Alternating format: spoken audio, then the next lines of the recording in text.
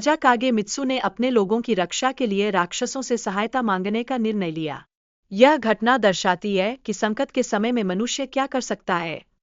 दागो ने राक्षसों के साथ एक संधि की, जिसमें उसके होने वाले बच्चे के शरीर के प्रत्येक अंग की मांग की गई। यह संधि कहानी में एक महत्वपूर्ण मोड़ का परिचायक बनती है। 20 वर्षों बाद एक युवा लड़का और एक अनाथ लड़की की कहानी सामने आती है, जो अपने अपने संघर्षों का सामना कर रहे हैं। यह सच्चाई दर्शाती है कि कैसे अतीत का प्रभाव वर्तमान को आकार देता है। बच्चे को जीवन देने के लिए जादूगर ने कई अंगों को एकत्रित किया और उन्हें जादुई तरीके से जोड़कर उसे नया जीवन प्रदान किया। जादूगर ने बच्चे को मार्शल आर्ट्स की ट्रेनिंग दी, जिससे वह एक शक्तिशाली योद्धा बन सका, यद्यपि वह अंधा और बहरा था। जादूगर की मृत्यु के उपरांत बच्चे को 48 राक्षसों का सामना करना पड़ा, जिन्होंने उसके अंगों को चुरा लिया था और उसे उन सभी को समाप्त करना था। डोरोरो ने गांव वालों को राक्षसी का असली चेहरा दिखाया, जिससे वे सभी एकजुट होकर उसे समाप्त करने के लिए निकले।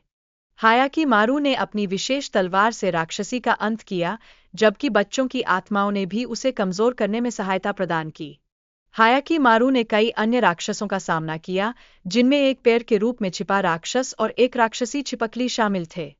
बाज की अंतिम बातें हायाकी मारू को अपने पिता के प्रति नफरत का एहसास कराती है, जो परिवार के रिश्तों और उनके महत्व को उजागर करती है। डोरोरो का बदला लेने की प्रतिज्ञा और उसके जीवन की कठिनाइयां उसके संघर्ष को स्पष्ट करती है।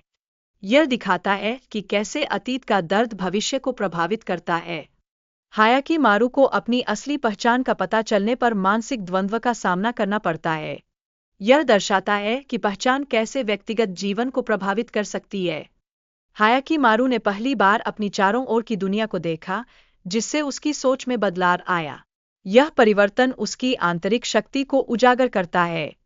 दागो की पत्नी की मृत्यु ने हायाकी मारू को गहरे आघात में डाल दिया, जिससे उसकी प्रतिशोध की भावना और भी प्रबल हो गई।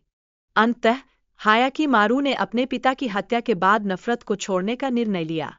यह निर्णय उसके चरित्र की गहराई को उजागर करता है।